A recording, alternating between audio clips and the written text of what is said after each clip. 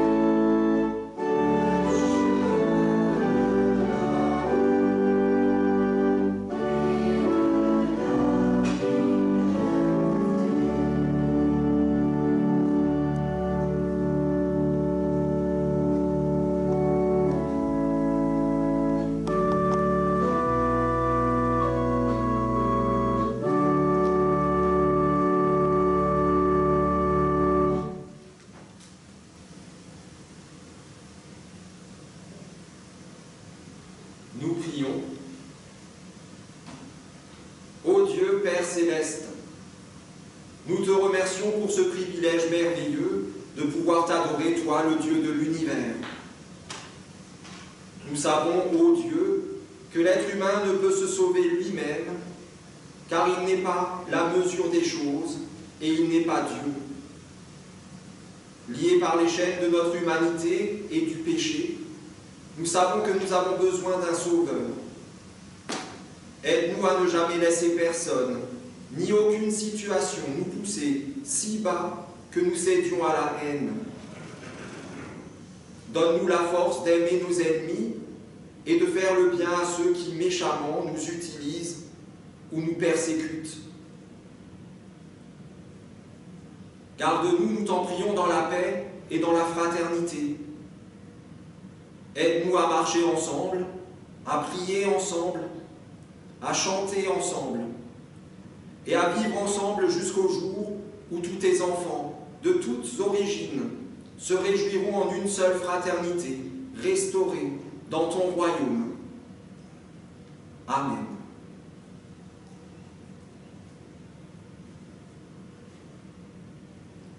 La lecture pour ce soir est tirée de l'évangile de Matthieu, vers la fin de l'évangile, chapitre 25, les versets 1 à 13, et il s'agit d'une parabole assez connue, je pense, au groupe des enfants. On l'a déjà faite 2 fois, et donc, alors ici, il n'y en a pas, mais tout à l'heure, quand Dorothée arrivera, elle a déjà joué l'un des personnages. Le royaume des cieux ressemblera à 10 jeunes filles qui prirent leur lampe et sortirent pour aller à la rencontre du marié. 5 d'entre elles étaient imprévoyantes. Les 5 autres étaient raisonnables. Celles qui étaient imprévoyantes prirent leur lampe, mais sans emporter d'huile en réserve. Celles qui étaient raisonnables emportèrent des flacons d'huile avec leur lampe. Or, le marié tardait à venir, si bien que les jeunes filles eurent toutes sommeil et s'endormirent. À minuit, un cri se fit entendre. « Voici le marié, sortez à sa rencontre !» Alors ces 10 jeunes filles se réveillèrent et se mirent à préparer leurs lampes. Les imprévoyantes demandèrent aux raisonnables « Donnez-nous un peu de votre huile, car nos lampes s'éteignent. » Mais les raisonnables répondirent « Non, car il n'y en aurait pas assez pour nous et pour vous. Vous feriez mieux d'aller au magasin, en acheter pour vous. » Les imprévoyantes partirent donc acheter de l'huile. Mais pendant ce temps, le marié arriva. Les 5 jeunes filles qui étaient prêtes entrèrent avec lui dans la salle de mariage et la porte fut fermée. Plus tard, les autres jeunes filles arrivèrent et s'écrièrent « Maître, maître, ouvre-nous !» Mais le marié leur répondit « Je vous le déclare, et c'est la vérité, je ne vous connais pas. Veillez donc, ajouta Jésus, car vous ne connaissez ni le jour, ni l'heure. » Seigneur, ta parole est la vérité. Enseigne-nous à marcher selon ta vérité. Amen. Ni le jour, ni l'heure, mais nous savons que le soir descend, et c'est ce que nous chantons. Quand le soir descend, il y a 4 strophes.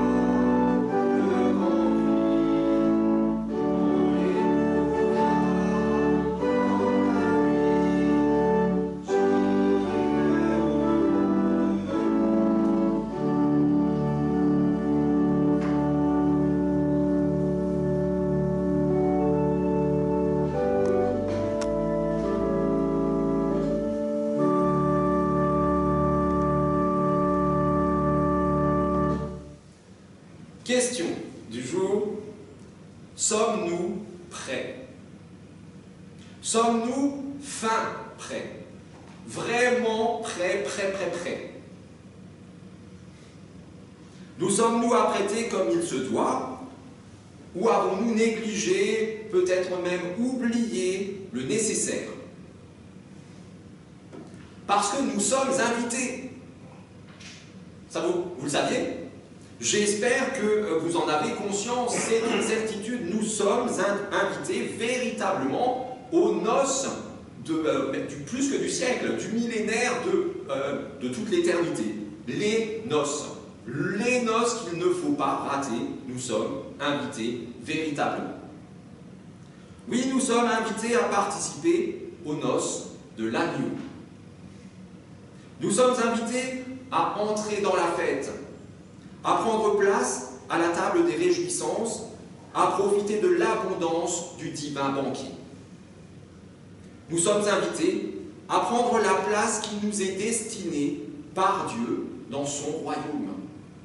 Nous avons une place qui est prête, c'est notre destinée de nous y asseoir. Alors, je ne sais pas vous, mais moi, à chaque fois quand je l'ai écrit et à chaque fois que je l'ai relu depuis, ça me fait froid dans le dos. Peut-être pas vous, moi je frissonne. Tout ça. Oui, c'est bien là notre appel, l'invitation qui nous est faite, et ceci est effectivement une certitude. Nous sommes invités aux noces de l'agneau.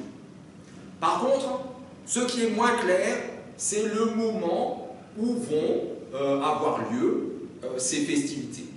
Ça, c'est moins clair, déjà.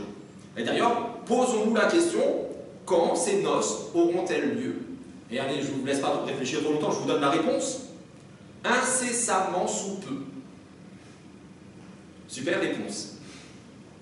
C'est la réponse la plus précise qui nous est donnée.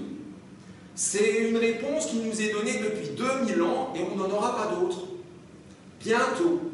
Peut-être demain, peut-être dans 10, mais bientôt. Alors avec une telle réponse, c'est pas facile pour nous de caser, serait-ce même une fête grandiose comme celle-là, dans nos agendas déjà blindés. Avec une telle attente aussi, ce n'est pas surprenant qu'on finisse par s'endormir. Dans l'histoire, elles s'endorment toutes les 10, pas seulement celles qu'on suppose stupides, les autres avisées aussi, tout le monde ronfle. Et parce que c'est vrai, il faut le dire, et le texte le dit, le marié tarde. Il était sans doute prévu qu'il soit là un peu plus tôt. D'ailleurs, s'il veut faire la fête et les gens sont là, bah, il faudrait qu'il vienne à l'heure. Mais non, c'est le marié, il fait ce qu'il veut et il tarde. Et ça, c'est problématique pour nous parce que nos capacités sont limitées. Une de nos qualités les plus grandes, c'est la patience, mais c'est limité. Disons que s'il faut attendre 5 minutes pour quelque chose, ça va. On y arrive tous plus ou moins. 5 minutes, ça va? Ça dépend quoi encore, hein, déjà. Quand il faut attendre quelques jours, alors il faut déjà que ce soit pour quelque chose d'important, quelque chose de vraiment bien. Alors on peut attendre quelques jours. Par exemple, quand je commande sur Internet, je ne dis pas quel site, mais 2 jours après, j'ai le truc. Et la plupart du temps, ça va. Mais quand ça prend 5-6 jours, ben je commence déjà à me demander qu'est-ce qui se passe. Attendre 1 année, alors là, il faut que ce soit vraiment quelque chose d'énorme, comme un mariage par exemple. On peut attendre 1 année, vous êtes invité pour un mariage l'année prochaine, vous arrivez. Mais comme pendant Covid, ça a été reporté et reporté et reporté, même les mariés, certains ont laissé tomber. Alors, attendre 2000 ans, ce n'est pas humainement possible d'attendre 2000 ans, même avec la meilleure volonté qui soit. Si notre patience est limitée, notre résistance aussi est limitée. Parce que comme on l'a dit au début du culte, je vous regarde, vite fait, on est tous un peu fatigués. Allez, même sur les rotules, au moins les rotules. Peut-être même au bout du rouleau, désespérés peut-être. Hein. Et si ce n'est pas le cas ce soir, tant mieux. Mais ça l'était peut-être hier, et ça le sera peut-être demain. Pour celui qui attend de l'aide, pour celui qui a besoin d'être secouru, délivré, guéri, pour celui qui espère être enfin aimé comme il en a le droit, comme il en a l'espérance, comme il faut, bah, c'est toujours urgent. 5 minutes, c'est toujours trop. Alors oui, l'endormissement, c'est compréhensible. Pour les 10 jeunes filles de la parabole toutes, pas juste les déraisonnables, les imprévoyantes, comme pour chacun d'entre nous.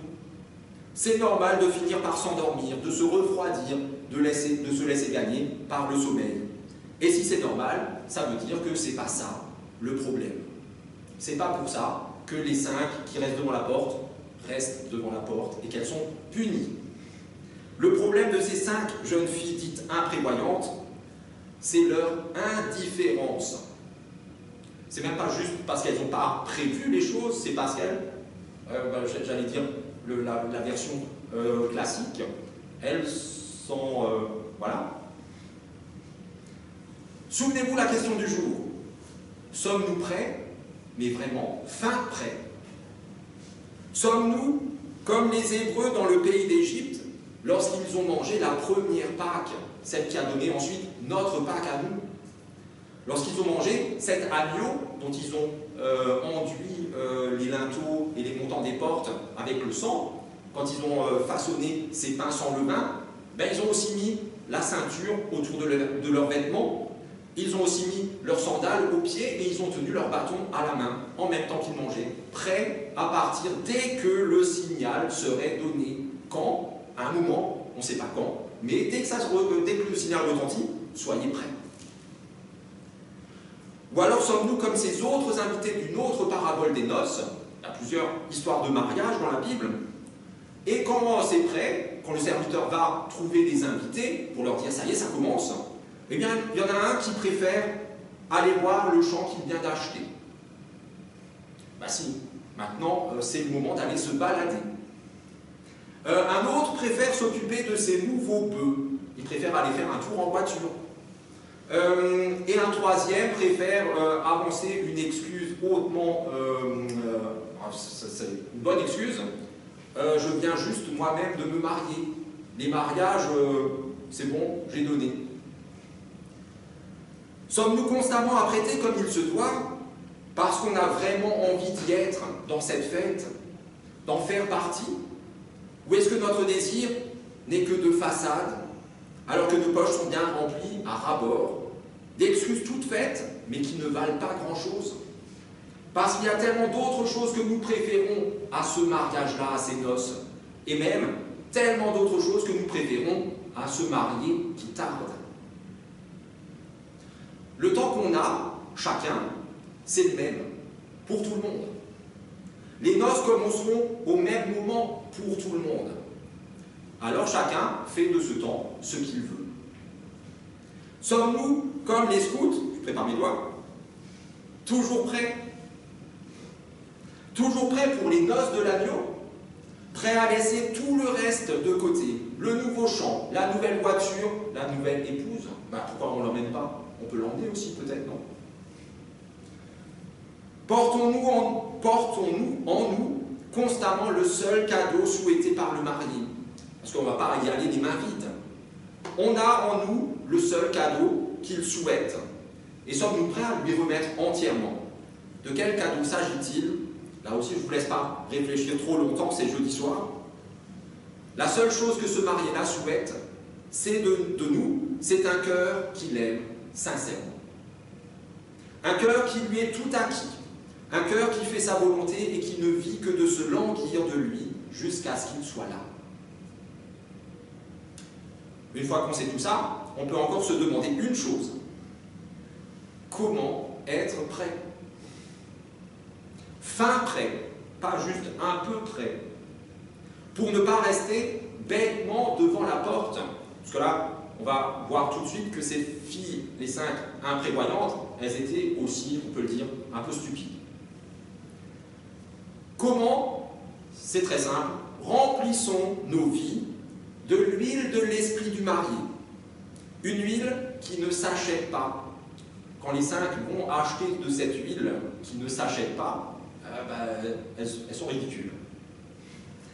Une huile qui ne s'achète pas, une huile que le marié produit lui-même en nous. Et qu'il multiplie en nous quand on en use, quand on l'utilise. Une huile qui porte plusieurs noms, qui se décline de plusieurs façons. La confiance, l'espérance, l'amour. Quand le faire, puisqu'on ne sait pas à quel moment commenceront ces noces, le week-end prochain, alors vendredi soir prochain, j'irai chez le coiffeur, et puis je me préparerai pour être prêt samedi.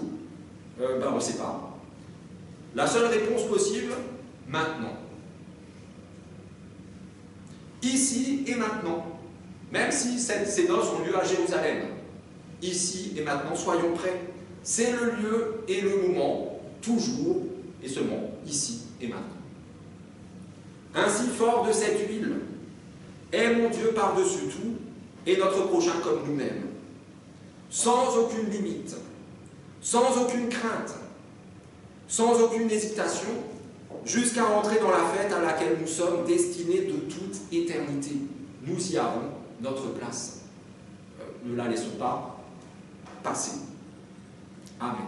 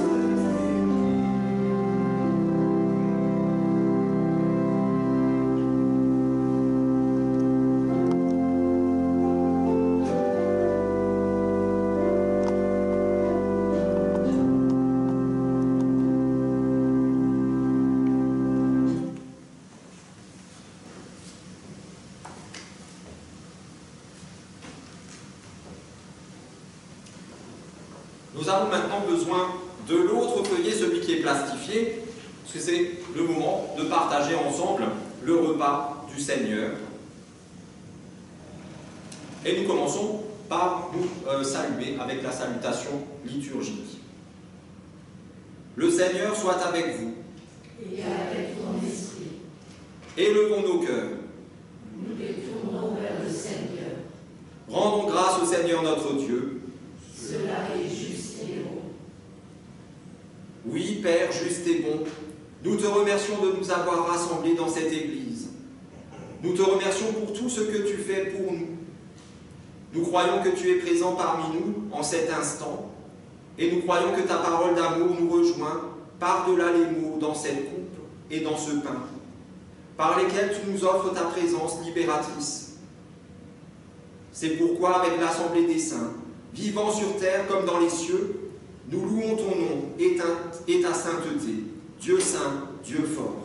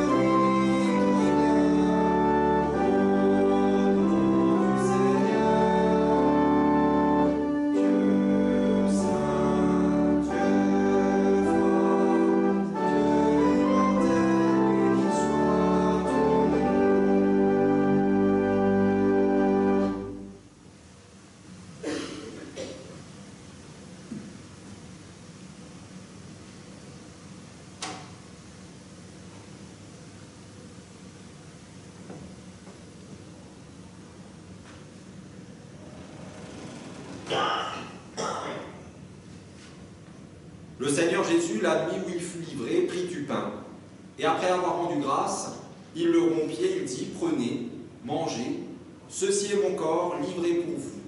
Faites ceci en mémoire de moi. »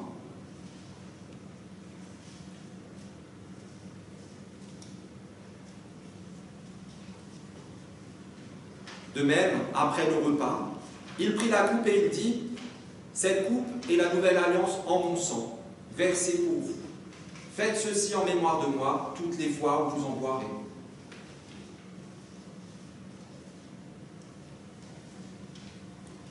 Ainsi, toutes les fois où vous mangez de ce pain et où vous buvez à cette coupe, vous annoncez la mort du Seigneur jusqu'à ce qu'il vienne. Nous prions, et pour ce faire, nous nous levons.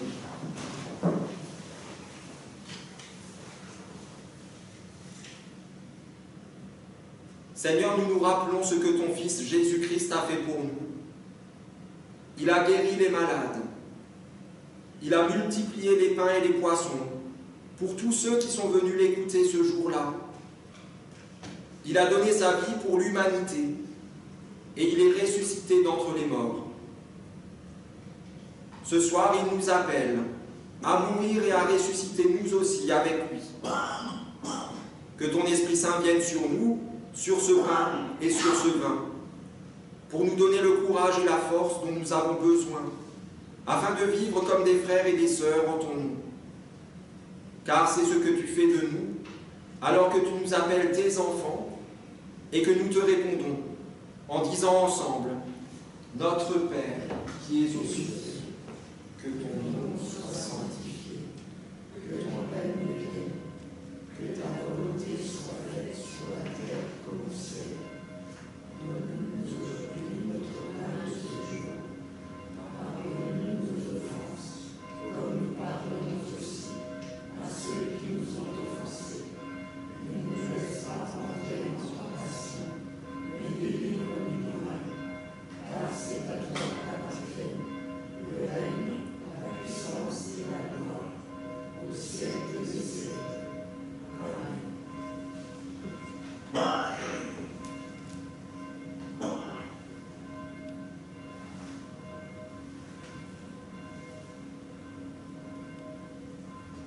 Le pain que nous partageons est communion au corps de notre Seigneur Jésus-Christ, livré pour nous.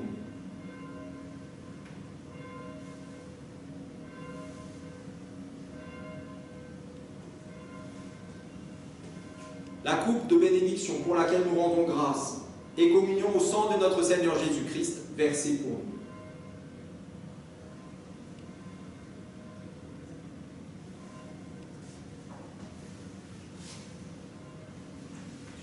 Inclinons-nous devant l'amour du juste et reconnaissons notre grand besoin de son secours en disant ensemble la phrase qui est sur votre feuillet.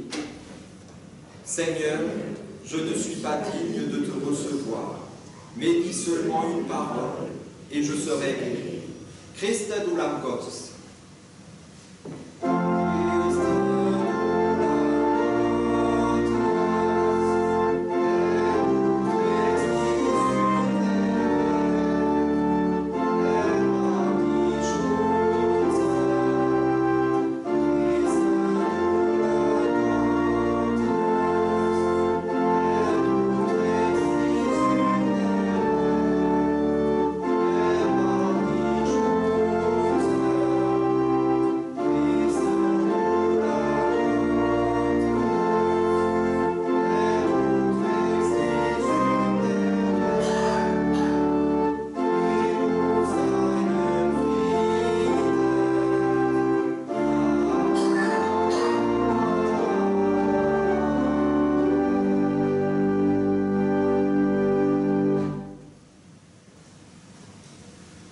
Voici, dit le Seigneur, je me tiens à la porte et je frappe. Si quelqu'un entend ma voix et m'ouvre la porte, j'entrerai chez lui, je dînerai avec lui et lui avec moi. Le Maître vous appelle, venez, vous êtes tous invités.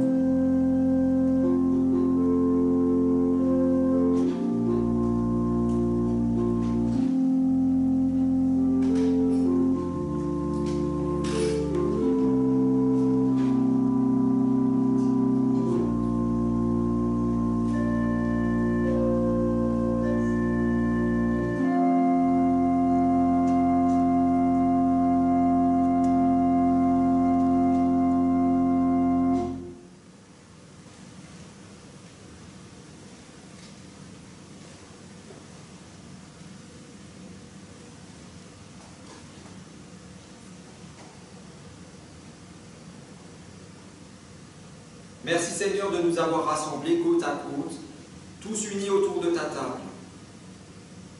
Merci de nous avoir rappelé ta présence et ton action par ce pain qui est ton corps et par ce vin qui est ton sang.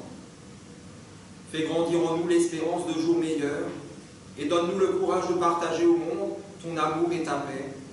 Dieu béni pour les siècles des siècles. Allons en paix dans la joie de cet agneau marié qui nous invite à ses noces et n'oublions pas d'y aller. Voilà. Amen.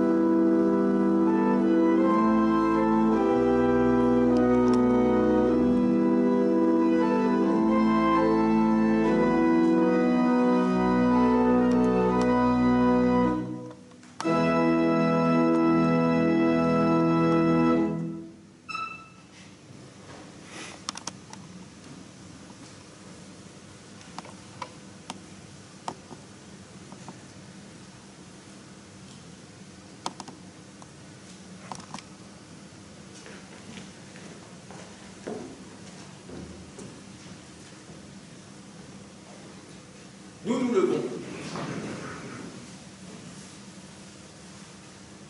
Nous l'entendrons demain matin, mais il est bon de l'avoir déjà à cœur ce soir. Dieu a tant aimé le monde qu'il a donné son Fils unique, afin que quiconque croit en lui ne périsse pas, mais qu'il ait la vie éternelle. Et qu'ainsi Dieu notre Père, par son Esprit, vous accompagne et vous conduise, qu'il vous affermisse dans son alliance éternelle, en Jésus-Christ son Fils, notre Seigneur. Et soyez bénis, vous êtes bénis. Amen.